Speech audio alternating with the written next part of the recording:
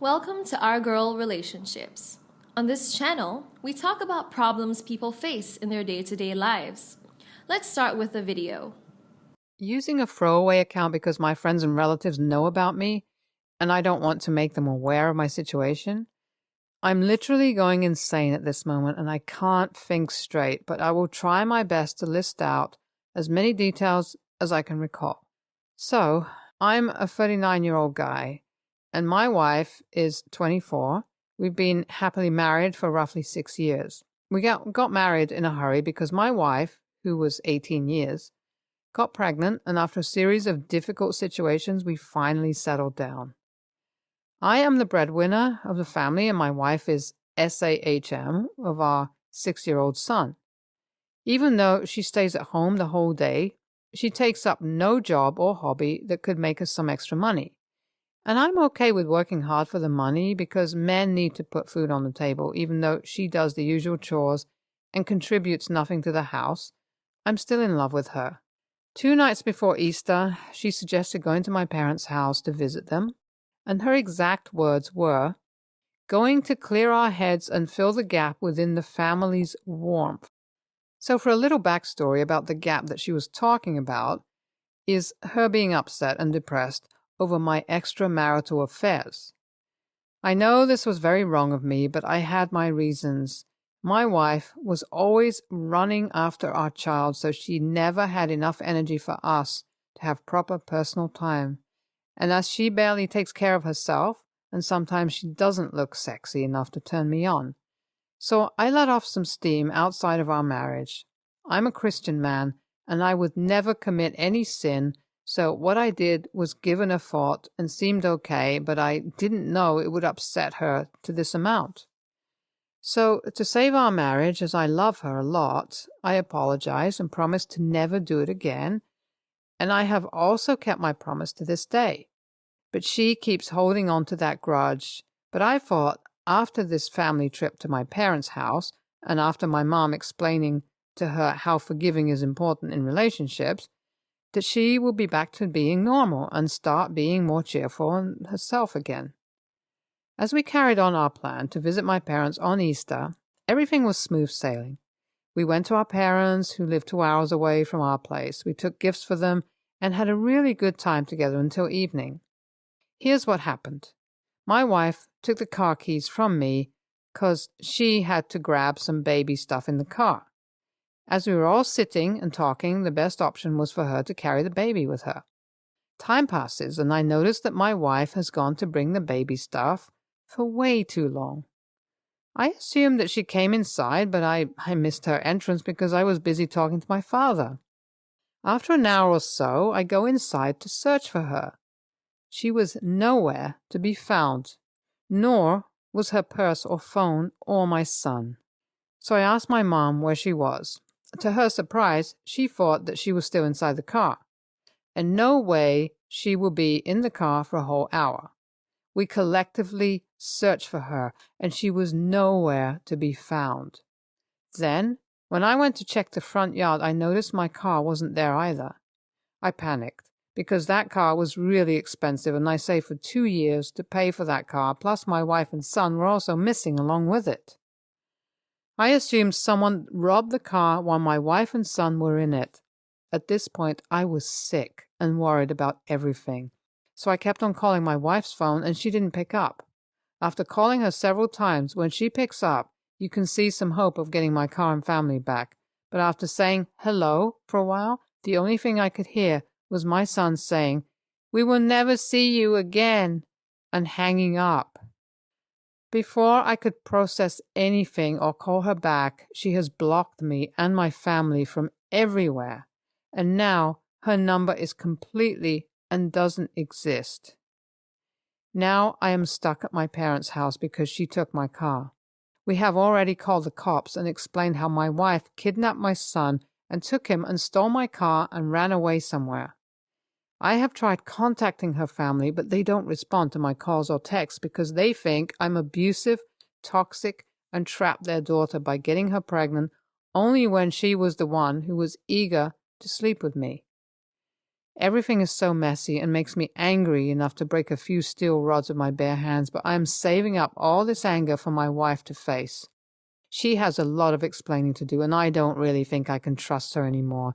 She has to literally climb mountains to bring my trust back to her. I am also worried about my son, who must be missing me a lot. She really made a child say such a bad thing to his own father. I may forgive her, but God would never. I expected this to be a very sympathetic community who would have understood me and would have understood how hurt I was by being humiliated in front of my parents. And to clear it for everyone, I just knew her when she was 17 years old. I made a move on her after she turned 18. So me being a pedophile or groomer is out of the question, and y'all are basically blaming me for stupid things and accusing me of crimes I never committed. My wife stole my car and kidnapped my son too. This is what we call a crime. If anyone should be going to jail, it should be her, not me. And I don't think my wife would ever have the courage and guts to divorce me. I'm not letting her go until I feel like that's really a good thing to do. No, the cops still haven't found my car or family. I'm doing everything I can. If I find out my son is being hurt in any way or my car being damaged, I would take this matter to the court and sue her. I've been living in my house. I also have a friend over to take care of the house. She understands my situation and actually sees my wife is wrong in all of these matters and is there whenever I need support. So the cops found out about my wife and my son. They were living at my wife's mother's house. I never thought that she would reconnect with people who called me toxic and abusive. Being hurt is an understatement in this. I never thought that she would fall this low in my eyes. We have yet to speak, but she is adamant about getting divorced because, in her own words, what I have heard from the cops, she said, I am an emotionally abusive and cheating screwhead who makes her feel depressed. My heart was completely shattered after hearing all these things. I never understood why she would feel heartbroken around me. We have yet to speak. I hope we can do it as soon as possible and reach a peaceful agreement and go back to being happily married again. And I also got my car back. I'm not pressing charges on her because I love her, and I don't want to give her a hard time. So it's been a month now, and a lot has happened since then. My wife and I, should I say ex-wife, doesn't want to be married with me anymore, so we're getting a divorce. And as for our son, she got custody to have him, and I have to send money to her for bearing all the expenses, such as food, shelter, and school. I only get to visit my son twice a month because his mother claims I have emotionally and financially abused her to an extent that has caused her mental distress. From what I have heard, she goes from therapy and other psychiatric help. I honestly don't know why. It all seems total of BS to me, and she just made it up to go away from me and have some money because she has zero capability of earning her own. I'm doing well. I've gotten a new girlfriend, and she's really chill and not insecure to let me talk to other women. I've gone back to work. It's pretty stressful, but as a man, I have it completely under control. WTF? I have no words for this level of delusion and narcissism. You are the biggest a-hole I have read about in my whole Reddit browsing span. So, first, you knock up an 18-year-old and force her to marry you, and blame her for being eager to defend yourself while explaining why you knocked up an 18-year-old? A big yikes. I just knew this was going to be a gross story when I saw the age gap in the first paragraph, and the audacity to act like the hero saving face? Yes, your wife's no soon-to-be ex-wife's family is right about you.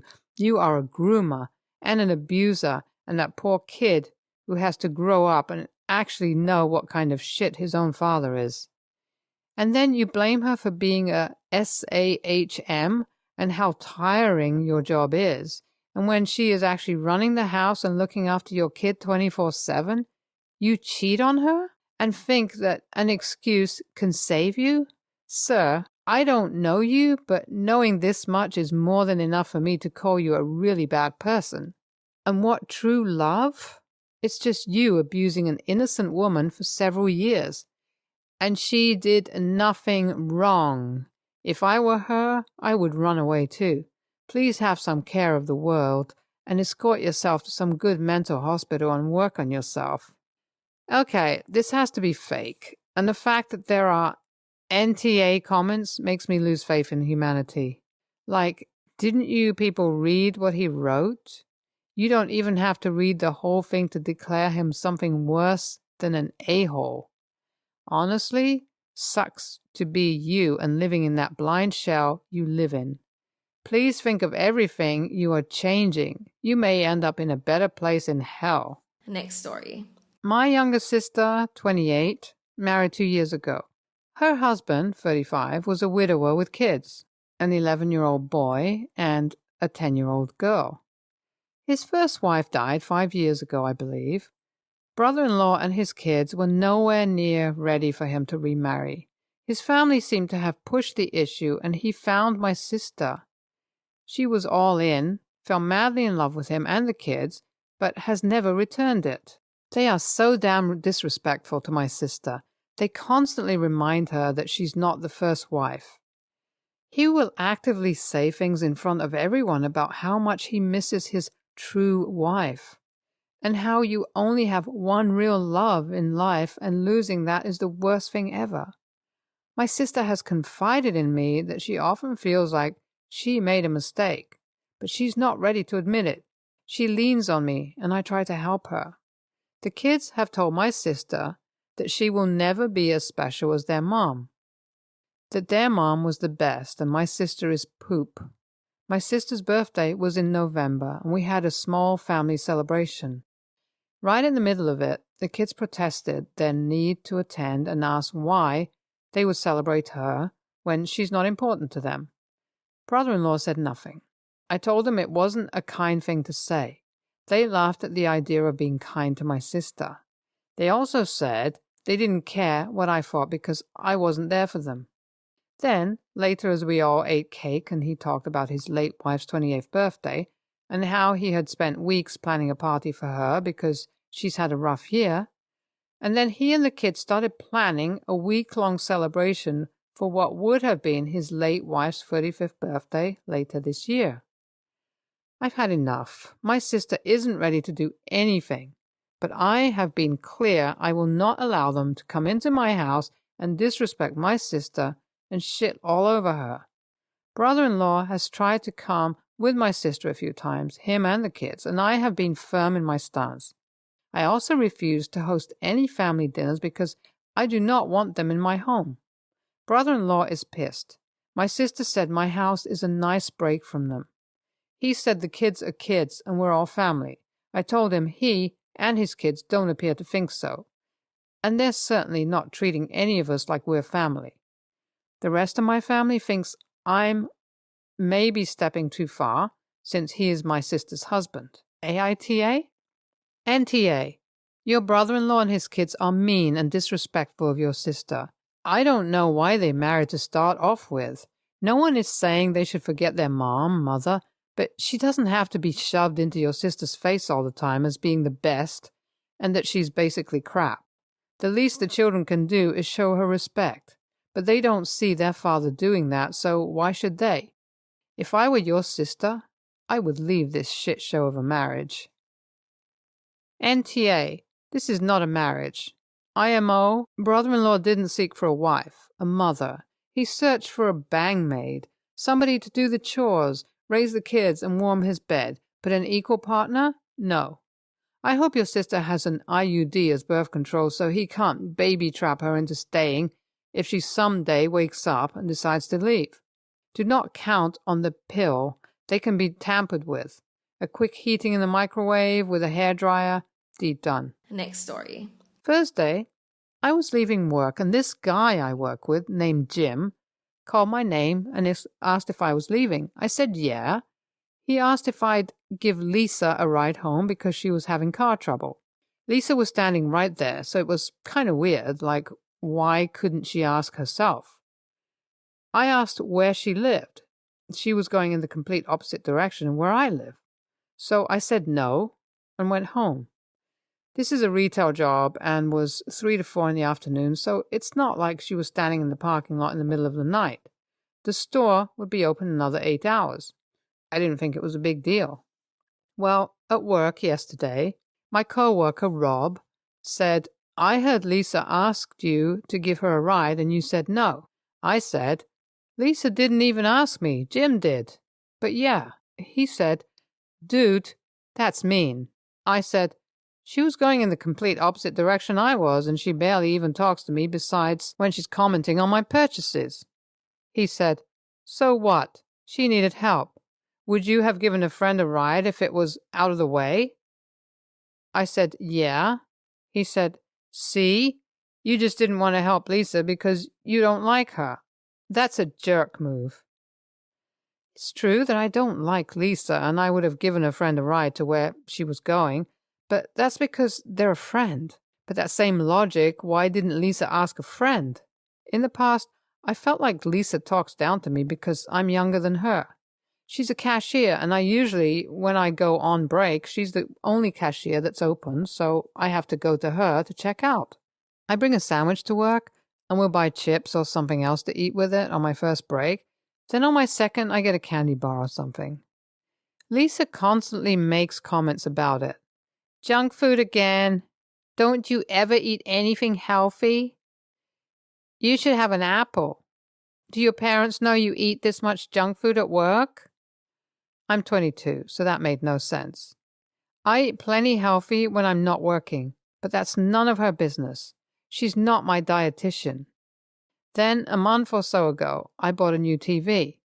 I was talking to someone about it on break. Lisa was there and butted in. "You won't be able to spend like that when you're an adult and you move out. You have bills to pay." I don't live at home, and again, I'm 22. I just didn't want to have to drive 15 minutes in the opposite direction for someone that never even talks to me, besides to talk to me like a 12-year-old. AITA? NTA. I mean, could nobody else give Lisa a ride home? Also, do you look especially young? Because apparently everyone you work with seems to think it's okay to lecture you about whatever they feel like you've done wrong, whether it's not helping somebody in need. That guy was annoying. Or eating too much junk food. I mean, that would get very annoying very fast. Anyway, why don't they just call an Uber like everybody else? You don't have to give her a ride, and you don't even have to give anybody an explanation as to why you weren't doing it. I have no idea. I'm sure someone would have given her a ride eventually, but she probably didn't want to wait, and I was the only one that got off at 3:30, I think. I do look really young.